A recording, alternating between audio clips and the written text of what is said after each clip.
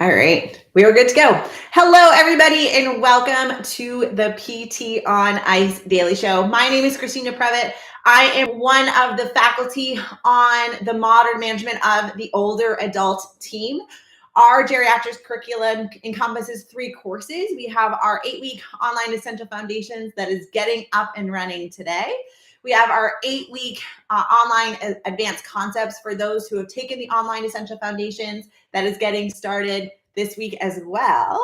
And we have our live course.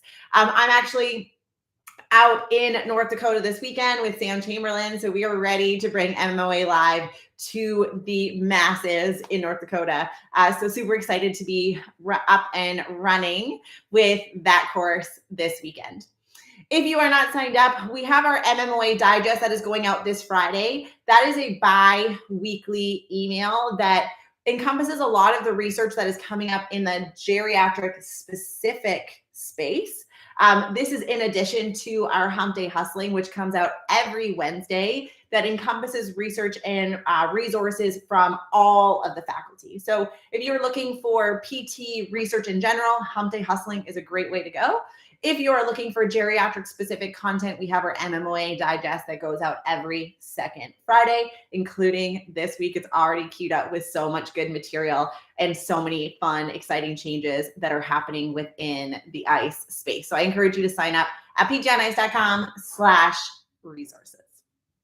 All right, so today I wanted to talk to you about strength is never a weakness. A lot of the faculty have been talking about the sampler. It was such a great way to kind of just infuse energy into our profession. We had a big conversation around how to advocate for a role in prevention.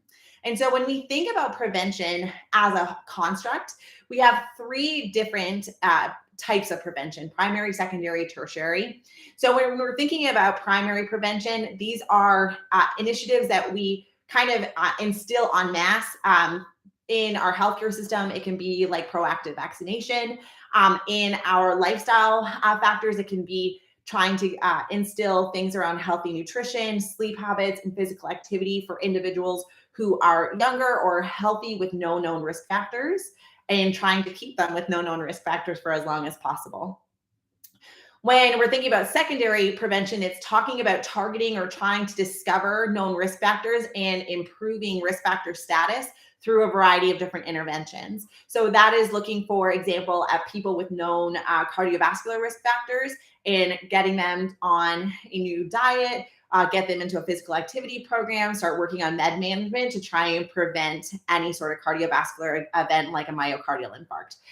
And then we have tertiary prevention, where an individual has been diagnosed with a condition, something like diabetes, and we are intervening with proper med management, again, nutrition, physical activity, to try and mitigate the impact of that chronic disease and prevent its progression.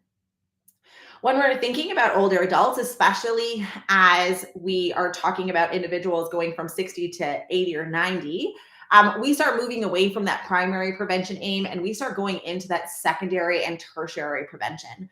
Ideally, we're going to start working with older adults with known risk factors without known disease. However, that is probably the minority of cases, especially if we're not working as a geriatric clinician in an outpatient orthopedic setting. And so we are probably thinking a little bit more around that tertiary prevention, where individuals are diagnosed with a chronic disease, or what's more likely is multiple chronic diseases, and we're dealing with multimorbidity and what the kind of accumulation of those disease processes are creating in this human. And when we look at that output, a lot of it is related to a lack of resiliency. And so as we were talking at the sampler, we were talking about sarcopenia. And this is age-related clinical muscular weakness that is affecting a person's day-to-day life. Dustin has been on the podcast a lot the last couple of weeks talking about sarcopenia. We also have cachexia, which is disease-related muscular wasting, which, especially in combination with an accelerator, so we can have sarcopenia, age-related loss of muscular weakness. We can have cachexia that's being contributing with our disease process. Then we can add the accelerator of physical inactivity and sedentary behavior. And we have this unfortunate perfect storm for this translated output of a lack of physical capacity and a lack of physical function. And so it can get kind of complicated when we are thinking about all these guidelines and what's the safe thing to do. And when we have all these really complex things going on, our reaction can be to be conservative, right? There's a lot happening. This person doesn't seem very stable, and I don't want to be responsible for something going wrong, right? And that's a really natural thought process. That is not something that we are poking fun at all. That is something that I would have the exact same thoughts and feelings. And so what has made me really dive into the literature in this area is to look at not only how are we working on this tertiary prevention, but how can we start to increase the resiliency of the whole system. And what I keep coming back to this over and over and over again, is that strength is never a weakness. I had a slide and post on my social media about asking this question: tell me a circumstance where you have responded with, I wish that I was weaker in this moment. I wish that I was not as strong as I was to be able to handle this situation in my life, this health concern, this blip on my functional trajectory radar that has happened to me over the last X amount of days, months, years, etc. I don't think there is a single circumstance where weakness is going to help you. And so if we think about that, then it really does start to reframe our mindset about how we are going to approach our older adults who have a really complex medical history, right? We don't want to ignore that. And so the first thing we have to recognize is that we're going to have individuals, for example, who are in acute care, and we are starting to get more and more data for the sickest of the sick and how we apply resistance training. We saw this happen in the aerobic training space where we had, for example, Michelle Coe, she's a researcher out of McMaster. She took individuals who were mechanically ventilated and put them on a cycling protocol, right? Where they could have a certain amount of voluntary versus involuntary help of moving their legs in an attempt to reduce the amount of ICU acquired muscular weakness. That is the sickest of the sick going into a high intensity protocol. We don't have the same research that is looking at individuals with resistance training, but we are starting to see resistance training be prioritized, not only in rehab, but in chronic disease management. And this is how we advocate for our role as allied health professionals in this big tsunami that is happening in our older adult population, in our population in general, of chronic disease. And so how do we work on increasing the activity of resistance training, trying to get individuals on strength programs in a variety of different ways? And we're going to have to be a little bit creative, and we're going to have to get some resources. We're going to have to be that resource dealer, because we don't want people relying on us all the time. We want to get them started, get them uptaking that behavior, having them recognize how much better they feel, how much easier their day-to-day tasks are when they have that bump up in resiliency, and then create circumstances where individuals are going to have the self-efficacy and have the desire to continue with that health promoting behavior. And so the instances where I was trying to evaluate what our research was looking at was around acute cardiovascular events. And so I was looking at a recent narrative review that was looking at individuals who just had a cardiovascular event. And so that's probably the only hiccup, an acute hospitalization or what those precautions would look like. And so that the general thought is that for patients who have undergone recent coronary artery bypass surgery with a full sternotomy, upper body resistance training should be delayed for 12 weeks for the healing of the sternum. That says that even individuals who have recently undergone a full open cracked chest can start to have lower body strengthening, which I thought was, surprisingly proactive. It said patients following an acute MI can engage in weightlifting activity as early as 4 to 6 weeks. Again, I thought that was really great. Starting to see, as early as a month after having a heart attack, we want you starting to work on strengthening your heart and strengthening your muscles, especially as a combination of resistance training with aerobic training. The heart is the muscle. We're going to want to retrain it. The big thing with cardiovascular events and individuals who are also experiencing pelvic floor dysfunction is to potentially avoid Valsalva in the cardiac rehab space. Again, very early after a heart instance, we're seeing that Valsalva is going to cause a transient increase of blood pressure up to about 200 millimeters of mercury systolic. And so in general, they're teaching you breathe with exertion as a breath strategy to try and mitigate some of those increases, especially in a healing heart, which again makes sense. But the idea is that this is also not something to fear, because even for those with controlled hypertension, there were no adverse events when observed with resistance training. And if we have a person who is really weak, they're probably Valsalvaing in their day-to-day activities. So we want to increase the resiliency of the system in order for them to not need to rely on a Valsalva strategy in their day-to-day life. But if they, accidentally go into a breath hold or they're going into a strain, we're not gonna, freak out. We're gonna just teach some of those breath strategies to try and work with individuals to try and mitigate that risk, especially in a very early situation. So those are probably the traffic light issues where I was thinking, well, maybe resistance training very early would be something that would be not necessarily advisable.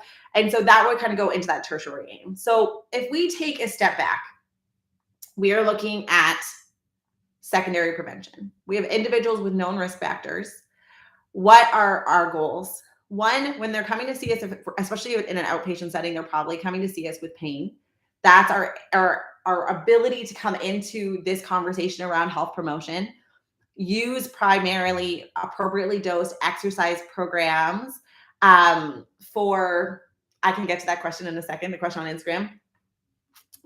So we are, when we're thinking about secondary prevention, if they're coming to see us with pain, we're going to remove the barrier of musculoskeletal pain to allow them to continue to exercise. We're going to talk about how we need to optimize the amount of strength that we have in order for us to change the trajectory of our life and optimize our resiliency for as long as possible, not just for where a person is now at 75, but where they want to be at 95.